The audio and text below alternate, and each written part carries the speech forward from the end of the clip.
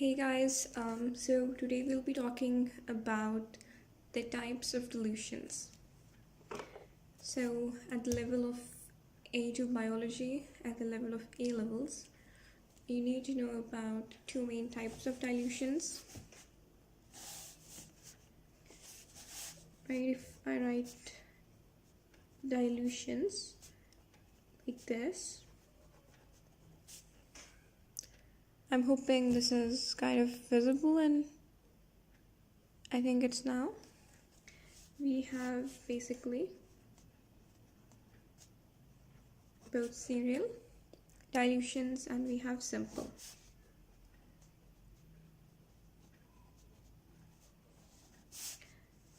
Now these are both quite easy. They're not very difficult. The initial concepts are a bit tricky, but if you get it, these will form a basic concept in your lab skills. So what happens in simple dilutions? In simple dilutions, you can basically make a number of dilutions from a stock solution, and the dilutions can have equivalent concentration differences. For example, if you have,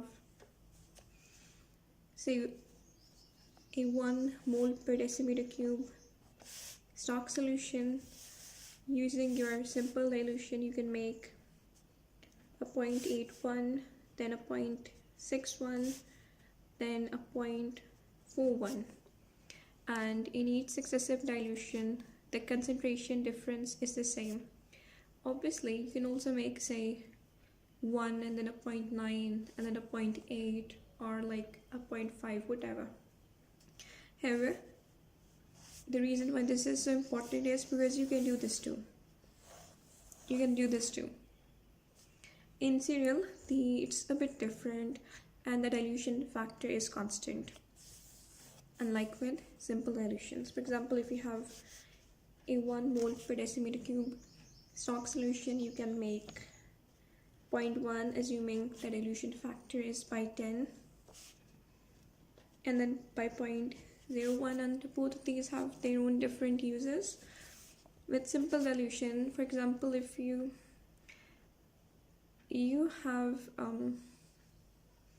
have to test for something, like you have a solution with an unknown concentration, right? And you kind of want to be able to identify the concentration, and the way you think of attempting to figure it out is to use dilution followed by density tests. So you have this general idea that maybe this solution could have a concentration from maybe 0.2 to 0.6. You have this general idea, so you make a series of concentrations that cover this range of 0.2 to 0.6, right?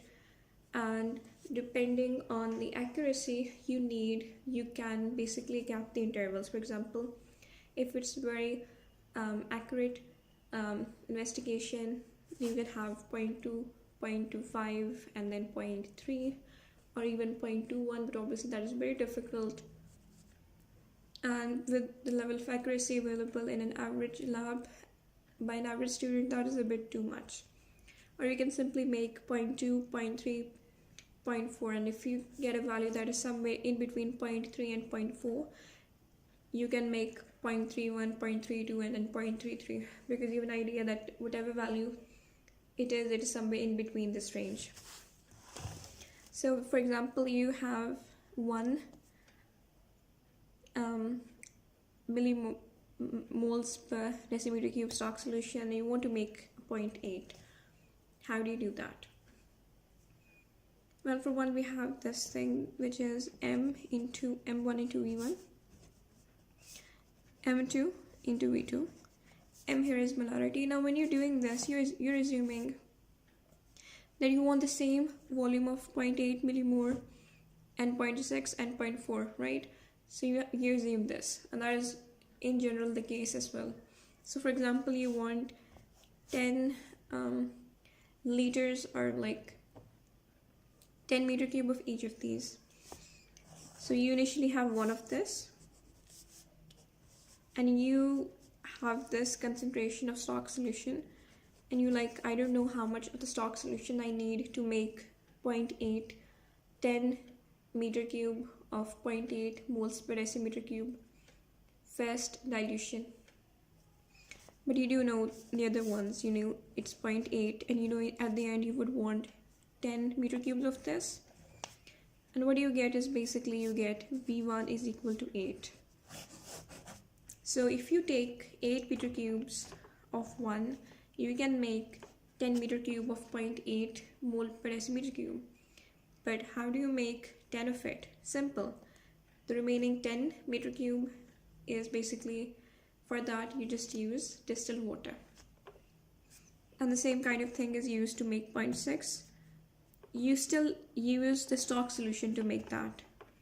So it will be like 1 into V1 is equal to 0.6 into 10, and the answer will be V1 is equal to 6.